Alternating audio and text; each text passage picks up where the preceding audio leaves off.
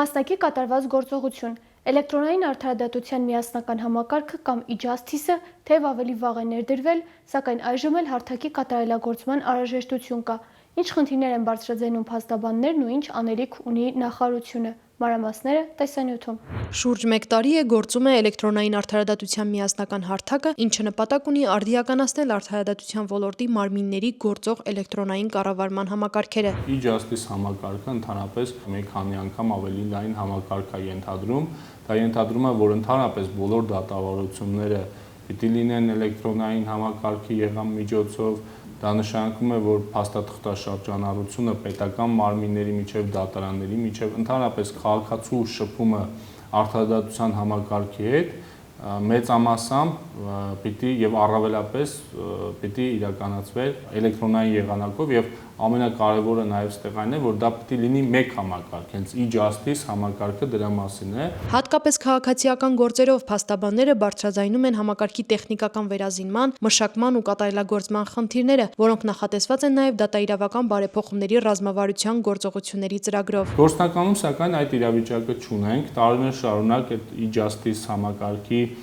պատրաստման, նախապատրաստման աշխատանքները արդեն տարիներ են շարունակվում, մենք էլ փաստաբանների պալատն էլ ակտիվ մասնակցում է այդ քննարկումներին եւ շահագրգիռ է, որ դրանք իսկապես հաջող են, բայց գործնականում թե տեխնիկական, թե կազմակերպչական պատճառներով անդադ չի հաջողվում։ Խոսելով e-Justice համակարգի դրական կողմերի մասին, փաստաբան Կարինե Հովհաննիսյանը նշեց, որ այն փաստաբաններին հնարավորություն է ընձեռում խնայել ժամանակն ու ռեսուրսները։ Օրինակ, եթե նախկինում վերաքննիչ բողոքարկումների դեպքում գործընթացը բավական երկար էր տեղի ունենում, մինչև գործը հանձնում էին գրասենյակ, այնուհետև վերաքննիչ քաղաքացիական դատարան, ապա այս դեպքում դա ավելի արագ եւ ինքնաշխատ եղանակով է լինում։ Օրինակ, եթե նախկինում դատական նիստերի արձանագրությունները եւ ձայնագրությունները ստանալու համար փաստաբանը պետք է վճարեր պետական տուր, պետք է դիմում ներկայացներ դատարան, սպասեր դատարանի կողմից միջնորդության քննարկմանը, ողջամիջամկետներում եւ դրանից հետո նոր ստանալ դատական նիստի ձայնագրությունը,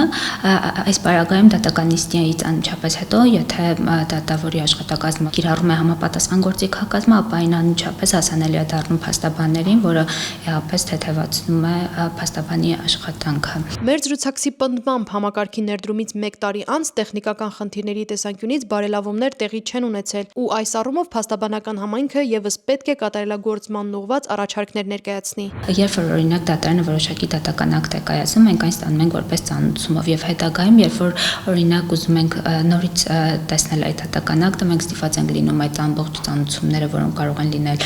տասնյակ եւ հարյուրավոր, փնտրել եւ գտնել, մինչդեռ իմ կարծիքով հնարավոր է տեխնիկական տեսանկյունից ապահովել համապատասխան պատուհաններ, որտեղ կգեներացվեն օրինակի համար միայն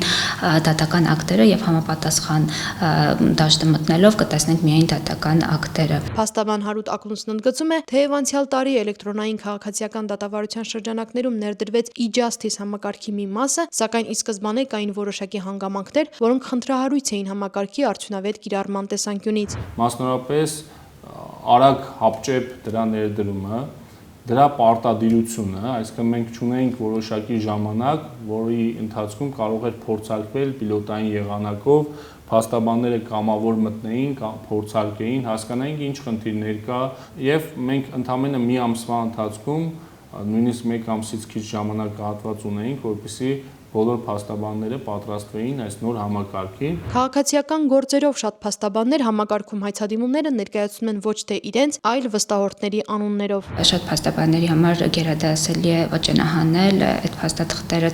եւ տանել օրինակ արձառն կամ հայփոստի միջոցով ուղարկել դատարան, բայց իմ խորին համոզմամբ շատ ավելի հեշտ եւ շատ ավելի արդյունավետ է էլեկտրոնային արդարադատության միջոցով հայցադիմումի ներկայացումը եւ դրան հետագայում հետևելը։ Ըստ դատաիրավական բարեփոխումների ռազմավարությամբ ներկայացված ցուցանիշների, քաղաքացիական դատավարական առնվազն 5 գործողություն, էլեկտրոնային հայցադիմումների, հակընդդեմ հայցերի, էլեկտրոնային պատասխանների, ապացույցների, միջնորդությունների ներկայացումն իրականացվում է էլեկտրոնային եղանակով։ Մեր հարցադրմանն արդյունավետ է արդյոք էլեկտրոնային եղանակով այդ քայլերի կատարումը, փաստաբանը պատասխանեց. Արդյունավետ է այն մարդկանց համար, այն փաստաբանների, այն համակարգ օգտագործողների համար, ովքեր տիրապետում են գործիքակազմին, որովհետև բոլոր նրանց համար, ովքեր չեն կամ բավարար չափով չեն տիրապետում գործիքակազմին, իրականում այն կարող է դառնալ, այսպես ասած, չափկերտավոր գլխացավանք, որովհետև դաշտերն են պարտադիր, պետք է որոշակի հմտություններ ունենա փաստաբանը, որպեսզի եւ առհասարակ ցանկացած համակարգ օգտագործող անձ, ոչ միայն փաստաբանը, որպեսզի կարողանա բոլոր պարտադիր դաշտերը լրացնելով առաջ անցնել։ Փաստաբանի դիտարկմամբ մյուս ամենակարևոր խնդիրն այն է, որ ARM-Lex ու DataLex համակարգերը միմյանց համահունչ չեն աշխատում։ Սա փաստաբանների համար լրացուցիչ խոչընդոտներ է առաջացնում։ Էլեկտրոնային համակարգի միջոցով վերբեռնվող դատական ակտերը, որ ավելի կարևոր է եզրափակիչ դատական ակտերը, չեն տեղադրվում եւ չեն արտացոլվում DataLex տեղեկատվական համակարգում։ Ավելին, պետք է նշեմ, որ դուք էլ կարող եք DataLex-ում մուտքագրել ցանկացած գործի համար, որը արդեն վարույթ է ընդունվել կամ վերադարձվել է, եւ դրա հաջորդող տողերում կտեսնեք, որ ներկայացվել է օրինակ վճռի շրջադարձ կատարելու դատական ակտում թույլ տրված վիճակը ուղղելու վերաբերյալ մինչդեռ նման միջնորդություններ այդ գործերով չեն ներկայացվել եւ նույնիսկ մեծագույն ցանկության դեպքում չէին կարող ներկայացվել, այսինքն համակարգերը միմյանց հետ փոխկապակցված չեն։ Նրա խոսքով յուրաքանչյուր փաստաբան իրավունք ունի հղում կատարելու համանման փաստական հանգամանքներով օրինական ուժի մեջ մտած դատական ակտին, սակայն այն դեպքում, երբ դատական ակտերը DataLex դատական տեղեկատվական համակարգից չեն զետեղվում, ոչ դատարանը, ոչ փաստաբանները չեն կարող տեսնել մեկ այլ գործով ինչ փաստական հիմքեր են դրված եղել, առկա է ուժի մեջ մտած դատական ակտ, թե ոչ։ Նման խնդիրներից զերծ մնալու ու համակարգի արդյունավետ աշխատանքի համար պետք է շարունակական լինեն իրազեկման աշխատանքները։ Փաստաբան Հարութ Ակնունցը նշում է, որ մինչ այս պահն էլ Արդարադատության նախարարության հետ համագործակցության շրջանակներում շարունակում են փաստաբանների կողմից հնչեցված խնդիրները հավաքագրել ու ներկայացնել, դրանք մշակելու, համակարգն ավելի հեշտ կիրառելուն ուղղված մեխանիզմներ ստեղծելու համար։ Ես գիտեմ, որ նաև նախատեսում է արդեն այս տարի սնանկության դատարանի այսպես էլեկտրոնայնացումը, որը մեզ համար մենք էլի կրկին ընդգծելով, որ դրա կարևորությունը եւ դրական այսպես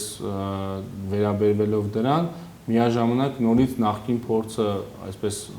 հիմք ընդունելով նորից հորդորում ենք, խնդրում ենք եւ նաեւ մեր մտահոգությունները հայտնել ենք, որ անպայման լինի պիլոտային փորձնական ինչ որ հարթակ, լինի փորձնական ժամանակահատված, ինչ որ ժամանակ լինի այսպես կամավոր նոր փորձենք, որպեսզի մեծ խնդրի առաջ չկանգնենք։ Ռազմավարությամբ նախատեսվել է նաև ստեղծել էլեկտրոնային դատարան կառավարման միասնական համակարգը, որը ներառելու է քաղաքացիական, վարչական, քրեական եւ սնանկության գործերով էլեկտրոնային մոդուլները։